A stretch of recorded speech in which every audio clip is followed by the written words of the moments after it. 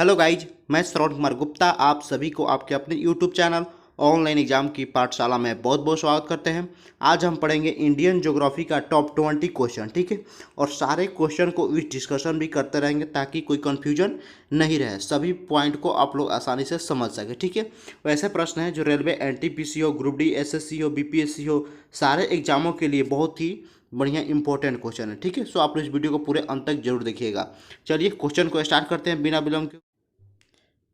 चलिए first question को देखते हैं। फर्स्ट क्वेश्चन है, भारत में कच्चे नमक का सर्वाधिक उत्पादन किस राज्य द्वारा किया जाता है? तो इसका राइट आंसर हो जाएगा कर्नाटक के द्वारा किया जाता है। वैसे में जो सर्वाधिक जो नमक उत्पादन कर्नाटक के द्वारा किया जाता है, जिसमें 60% योगदान कर्नाटक सरकार की उसमें योगदान रहती है नमक उत्पादन में, ठीक है। तो आइए अब कर्नाटक के बारे में कुछ हम जान लेते हैं विशेष। कर्नाटक के वर्तमान में भी जो मुख्यमंत्री है वो है BS येदियुरप्पा जी, वहाँ के वर्तमान में मुख्यमंत्री है। वहाँ के गवर्नर जो अभी राज्यपाल है वह कौन है? भाई वाला वहाँ के अभी वर्तमान में राज्यपाल है, ठीक है। और बात आती है कर्नाटक की जो लोकसभा की जो सीटें हैं कितनी है, तो वो है 28, ठीक है। और राज्यसभा की बात कर ले तो राज्यसभा की सीटों की संख्या कितनी है? 12, ठीक है। और कर्नाटक की राजधानी कहाँ है? तो वह है बेंगलोर, वहाँ के राजधानी है, ठीक है। और जो कर्नाटक की जो मुख्य भाषाएं हैं वहाँ की कौन है? कन्नड़ मुख्य भाषाएं हैं, ठीक है। और बात कर लेते हैं जहाँ विधानसभा की सीटों की, तो विधानसभा की टोटल सीट कितनी है? 224 वहाँ की विधानसभा की सीटें हैं, ठीक है। बात कर लेते हैं उसके क्षेत्रफल की, तो कर्नाटक की क्षेत्रफल है 1,91,791 वर्ग किलोमीटर कर्नाटक की क्षेत्रफल है, ठीक है। और जनसंख्या भी देखते हैं तो 6,11,30,704 वहाँ की जनसंख्या है, ठीक है। चलिए कर्नाटक के बारे में हम सभी विशेष जितने भी पहलू होते हैं सभी पर हम डिस्कस कर लिए। चलिए नेक्स्ट क्वेश्चन को देखते हैं।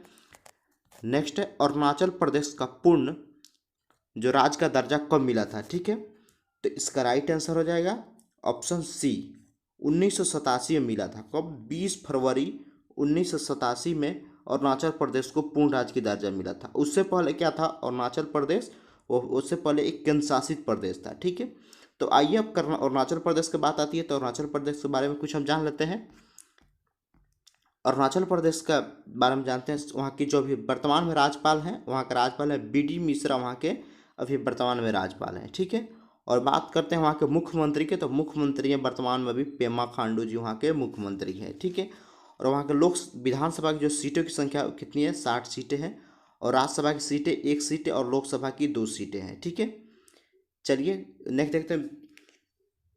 और इसका गठन जो हुआ था 20 फरवरी 1987 में अरुणाचल प्रदेश का गठन हुआ था। उससे पहले अरुणाचल प्रदेश क्या था? एक केंद्र शासित प्रदेश था। अरुणाचल प्रदेश एक केंद्र शासित प्रदेश, ठीक है।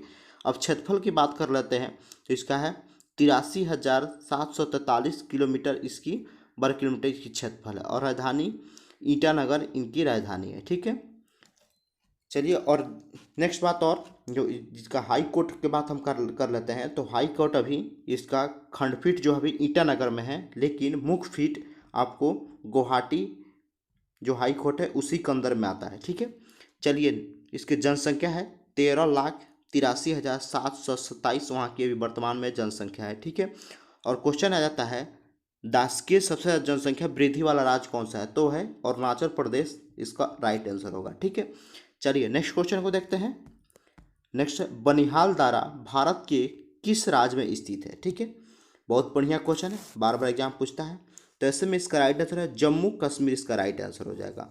बनिहाल दारा कहाँ पे? जम्मू कश्मीर में पीर पंजाल पर्वत श्रेणी में 2832 मीटर की ऊंचाई पर स्थित है, ठीक है। कहाँ पे? पीर पंजाल पर्वत श्रेणी है जम्मू कश्मीर में, वहाँ पे स्थित है, ठीक है। अब बात आती है जम्मू कश्मीर की, तो चलिए जम्मू कश्मीर के बारे में कुछ हम जान लेते हैं। जम्मू कश्मीर का गठन कब हुआ था? तो सबसे पहले इसकी स्थापना देख लेते हैं। सर्वप्रथम इसकी स्थापना 26 अक्टूबर 1947 को हुई थी राज्य के रूप में, ठीक है। लेकिन वर्तमान में यह एक केंद्र शासित प्रदेश है। इसका गठन कब हुआ था? 31 अक्टूबर 2019 को केंद्र शासित प्रदेश का गठन हुआ था। लेकिन अगर राज्य की बात करते हैं तो 26 अक्टूबर 1947 की, ठीक है। इसकी राजधानी देखते हैं तो इसकी 2 राजधानी है, एक ग्रीष्मकालीन राजधानी है और एक शीतकालीन राजधानी है। तो जो शीतकालीन राजधानी है कहाँ है? जम्मू, और ग्रीष्मकालीन कहाँ है? श्रीनगर, ठीक है। वहाँ के प्रथम अभी उपराज्यपाल कौन है? वो गिरिशी चंद्र मुर्मू वहाँ के अभी वर्तमान में राज्यपाल हैं। और एग्जाम में क्वेश्चन पूछा सकता है जम्मू कश्मीर का प्रथम उपराज्यपाल कौन है, क्योंकि अब उपराज्यपाल होंगे, क्योंकि यह केंद्र शासित प्रदेश हो गया। 31 अक्टूबर 2019 से यह क्या हो गया, एक केंद्र शासित प्रदेश हो गया, ठीक है। और जनसंख्या की बात कर लेते हैं 2011 के अनुसार, तो 12.55 मिलियन यहाँ की अभी वर्तमान में जनसंख्या है, ठीक है। चलिए नेक्स्ट क्वेश्चन को देखते हैं। जितने भी सारे क्वेश्चन होंगे, सारे के जो इंपॉर्टेंट पॉइंट होंगे, सारे को हम पूरे अच्छे तरह से डिस्कस करेंगे ताकि कोई कंफ्यूजन नहीं रहे, ठीक है। चलिए नेक्स्ट क्वेश्चन को देखते हैं। गंगा की मुख्य शाखा को बांग्लादेश में किस नाम से जाना जाता है, ठीक है। तो इसका राइट आंसर हो जाएगा,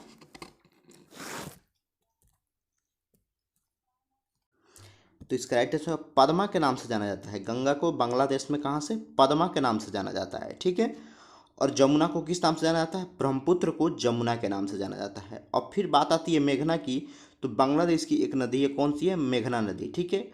गंगा और जमुना यानी ब्रह्मपुत्र नदी और गंगा नदी, ठीक है। गंगा नदी का नाम होता है पद्मा, और जमुना थी ब्रह्मपुत्र नदी का नाम होता है जमुना, ठीक है। अब जो दोनों नदियाँ आपस में मिल जाती है और मेघना में मिल जाती है तो क्या बन जाती है, ये मेघना नदी बन जाती है, और यहीं से जाकर यह बंगाल की खाड़ी में गिर जाती है, ठीक है। तो भारत में गंगा नदी की लंबाई कितनी है, तो 2525 है, ठीक है। और 2525 है, और ये फिर जब जाती है कहाँ, बांग्लादेश में जाती है, तो इसकी लंबाई पद्मा जब इसको नाम दिया जाता है तब उसका लंबाई कितना, 120 किलोमीटर उसकी लंबाई हो जाती है, ठीक है। चलिए नेक्स्ट क्वेश्चन को देखते हैं। भारत की सबसे लंबी नदी कौन सी है, तो गंगा नदी है। ऐसे बार बार ऐसे प्रश्न पूछे जाते हैं। चलिए नेक्स्ट क्वेश्चन को देखते हैं। नेक्स्ट क्वेश्चन है 5 नंबर। भारत में कोर उद्योग मुख्य रूप से किस राज्य में केंद्रित है, ठीक है। तो इसका राइट आंसर हो जाएगा केरल राज्य में केंद्रित है, ठीक है। भारत में जो यह उद्योग से नारियल पर आत्मनिर्भर है, यह राज्य नारियल के उद्योग से आत्मनिर्भर है, ठीक है। और विश्व में जो जो हम बता रहे थे, जो कोर उत्पादन होता है उसका 60% हिस्सा केवल केरल से ही किया जाता है। कोर उत्पादन का 60% हिस्सा केरल से ही किया जाता है, ठीक है। चलिए नेक्स्ट क्वेश्चन को देखते हैं। बहुत बढ़िया क्वेश्चन था।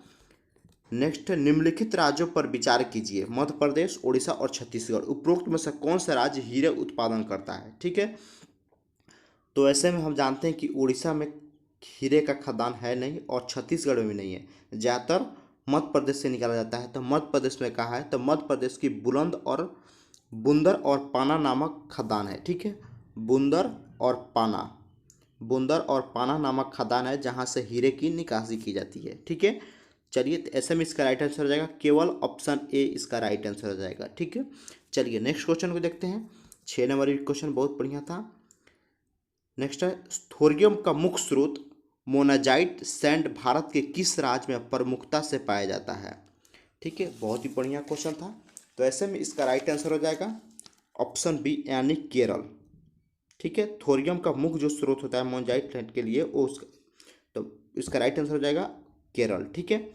आइए जानते हैं थोरियम का उपयोग नाभिकीय संयंत्र, जो थोरियम का उपयोग हम लोग करते हैं नाभिकीय संयंत्र में ईंधन के रूप में किया जाता है, ठीक है।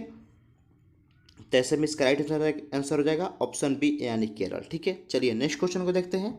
नेक्स्ट है, नामचिक नामफुक कोयला क्षेत्र किस राज्य में पाया जाता है।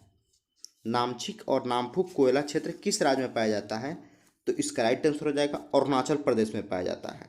अरुणाचल प्रदेश के बारे में पहले हमने पूरे तरह से चर्चा कर लिया है पूरे विश्लेषण के साथ में, ठीक है। तो कोयला क्षेत्र अरुणाचल प्रदेश के चामुंग जिले में कौन है, चांगलांग जिले में। ये जो दो क्षेत्र हैं नामचुक और नामफुक कोयला क्षेत्र है, कौन सा जिला है, चांगलांग जिला है, चांगलांग जिला है, वहीं पे ये दोनों क्षेत्र स्थित है, ठीक है, जहाँ से कोयले की खदान आसानी से की जाती है। चलिए नेक्स्ट क्वेश्चन को देखते हैं। प्रायद्वीपीय भारत की तट रेखा और अंडमान निकोबार तथा लक्षद्वीप के तट का अनुपात कितनी है। बहुत बढ़िया क्वेश्चन है और थोड़ा मैथमेटिकल टाइप का क्वेश्चन है। भारत के जो कुल तट रेखा की लंबाई कितनी है, तो है 7517। कितना है, 7517, ठीक है। और प्रायद्वीपीय भारत की जो तट रेखा की लंबाई कितनी है, 5423, ठीक है। जबकि अंडमान निकोबार द्वीप समूह के तट रेखा की लंबाई कितनी है, 2049, ठीक है।